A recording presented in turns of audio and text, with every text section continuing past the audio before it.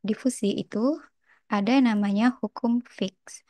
Nah, hukum fix ini sebagai istilahnya sebagai hukum yang mendasari proses difusi. Tapi teman-teman tahu ya kalau proses difusi itu tidak hanya di pharmaceutical saja, tetapi bisa di bidang lainnya, misalnya di sistem biologi atau sistem kimiawi. Gitu.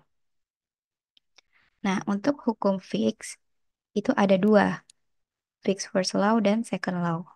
Kalau yang fix first law, hukum pertama fix itu berkaitan dengan difusi yang steady state. Kalau yang hukum kedua, dia berhubungan dengan difusi yang non-steady state. Bedanya apa? Nanti akan dibahas di belakang. Apa bedanya kedua hukum ini? Baik, lanjut. Nah, kalau kita, eh, ini adalah salah satu aplikasi dari proses difusi ya, yang saya sudah sampaikan semester lalu, mudah-mudahan masih ingat. Jadi kalau ini supaya memudahkan saja. Jadi kalau dalam aplikasinya ada yang namanya donor kompartemen dan ada yang namanya reseptor kompartemen. Dan bayangkan di sini tengah-tengahnya ada membran. Membrannya bisa artifisial atau membran buatan maupun membran kulit. Misalnya bayangkanlah kulit manusia yang misalnya diambil begitu atau kulit tikus ya atau kulit hewan lainnya yang bisa merepresentasikan pengujian. Nah, proses difusi nanti akan berjalan menembus membran ini. Misalnya ini adalah sampel kita di donor kompartmen. Nanti dengan seiring meningkatnya waktu, konsentrasi obat di sini akan berdifusi menuju kompartemen reseptor. Nah, itu adalah salah satu contoh dari proses difusi. Ada membran di sini, yang mana eh, ada eh, parameter ketebalan H, ya, dan jarak di sini. Oke, mungkin langsung saja kita ke hukum fix yang pertama. Jadi, hukum ini menjelaskan bahwa ada yang namanya parameter flux. Flux ini dinotasikan dengan nilai J. J ini apa? Yaitu menjelaskan perubahan massa per satuan luas area terhadap perubahan waktu. Jadi tadi ya, flux itu apa? Adalah jumlah perubahan massa melewat per satuan luas membran atau luas area membran dalam perubahan waktu ya.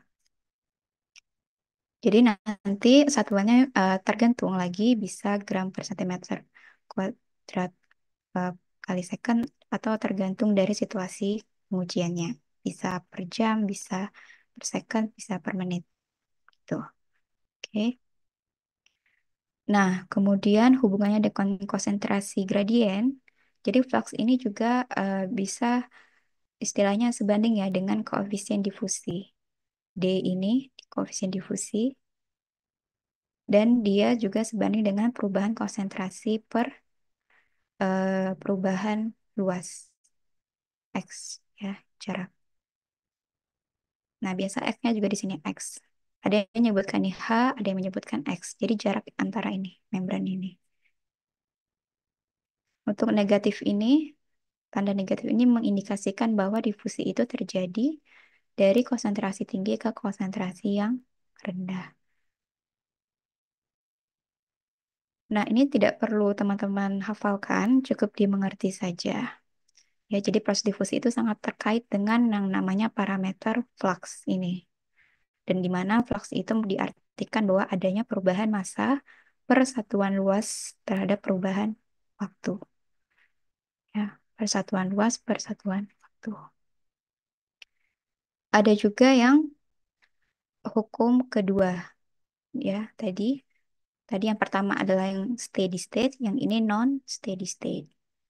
Di mana untuk hukum kedua ini perubahan konsentrasi terhadap perubahan waktu itu digambarkan dengan persamaan Laplace ini.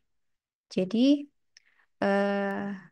perubahan konsentrasi ya ini istilahnya secara singkat fluxnya itu berubah dengan seiring perubahan waktunya juga. Jadi ini seperti turunan-turunan secara matematis ya, dan akhirnya menemukan persamaan ini. Oke, mungkin langsung saja ke sini. Em, ya, ini sudah proses difusi ya tadi dari konsentrasi tinggi konsentrasi yang rendah di mana nantinya akan membentuk kesetimbangan di antara dua kompartemen ini dengan seiring meningkatnya waktu. Nah, jadi nanti di sini tadi sudah saya sampaikan ada yang namanya steady state dan non steady state ya. Dan ini namanya parameternya flux. Flux itu apa? Yaitu jumlah massa atau molekul yang dia dapat menembus suatu area di suatu waktu tertentu ya. Jadi ini ada senyawa molekul dia menembus sebuah membran dengan suatu luas area tertentu ke bagian lainnya. Ya, jadi di unitnya bisa seperti ini molekul per sentimeter kuadrat per menit atau bisa miligram per sentimeter kuadrat per satuan jam. Ya.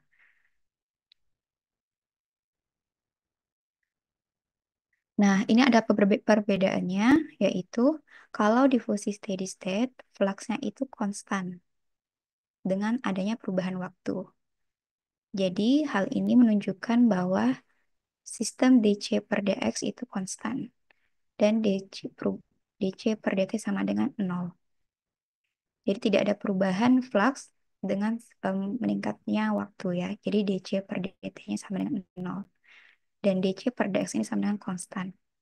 Maksudnya apa? dC per dx ini, jadi konstan itu yang dimaksud konstan adalah konsentrasi di sini ketika dia menembus X ini, membran ini, dia sudah mulai konstan kecepatannya. Ya, jadi nanti yang hasilnya di sini pun istilahnya input dan outputnya itu eh, sama, konstan sudah. Oke, nah itu adalah peristiwa di mana tercapainya steady state. Dan ini gitu.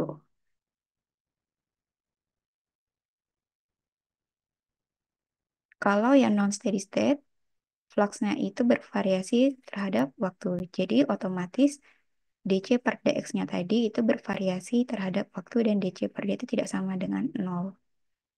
Ya, jadi selisihnya itu tidak sama dengan nol. Kalau yang ini karena dia input dan outputnya itu seimbang, maka dC per dt-nya sama dengan nol selisihnya. Nah, ini adalah pengertiannya. dC per dt konsentrasi gradient in particle distance tadi di membrannya itu. dC per dt adalah rate of change of concentration in particular time. Jadi tidak ada selisih konsentrasi di waktu tersebut. Ya, diffusion in practical. Oke, sampai sini ada yang ingin ditanyakan? Mungkin ada yang belum dipahami atau ada yang mau diulang? Baik, lanjut.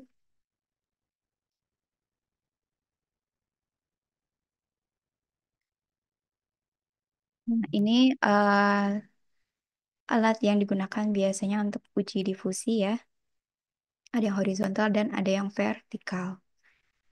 Jadi sama saja prinsipnya, misalnya di vertikal, di donor itu kita masukkan sampelnya dan di antaranya nanti ada skinnya ya atau membran.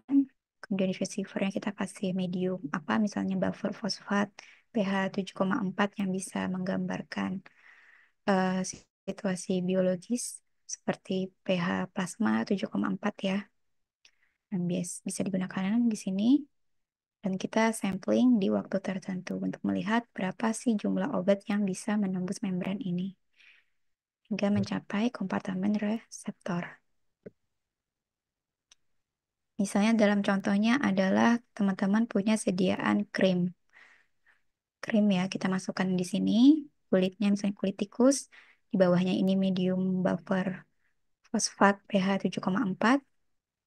Nah, kita langsung ukur apakah obat yang di dalam krim itu bisa terlepas, ya, terlepas menembus kulitnya, untuk yang akhirnya akan yang akan masuk ke kompartemen reseptor yaitu medium buffer fosfat.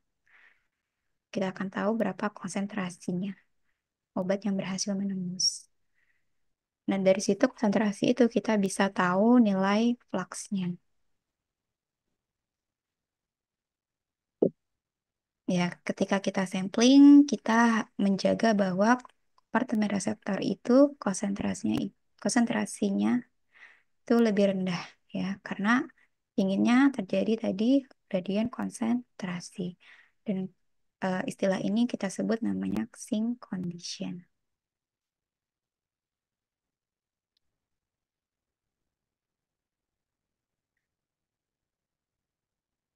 Kemudian ini skemanya, ya, skemanya di mana nantinya di donor kompartemen, eh, di mana nanti konsentrasi yang tinggi di sini, dia lama-kelamaan akan membentuk kesetimbangan di sini.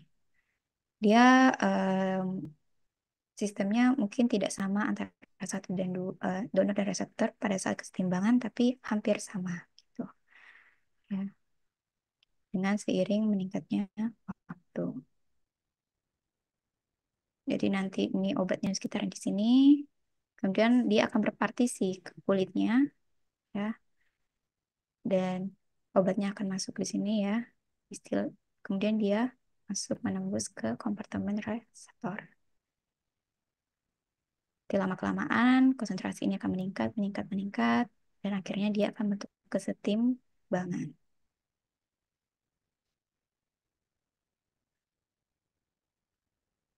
Nah, ini bagaimana untuk data analisisnya.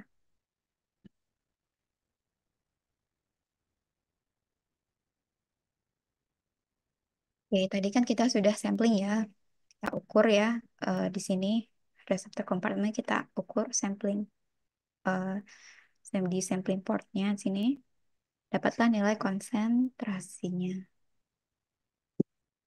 Kemudian kita hitung kumulatifnya, kumulatif diffusionnya, ya, dengan Excel.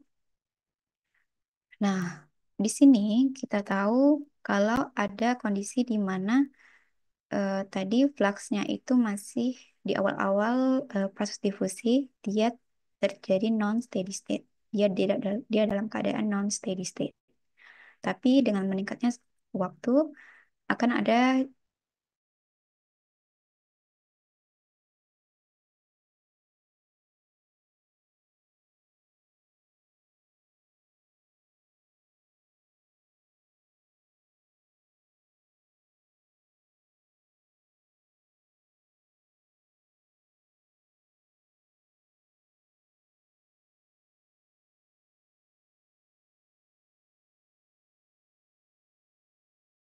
banyak barrier ya kulit itu seperti stratum corneum.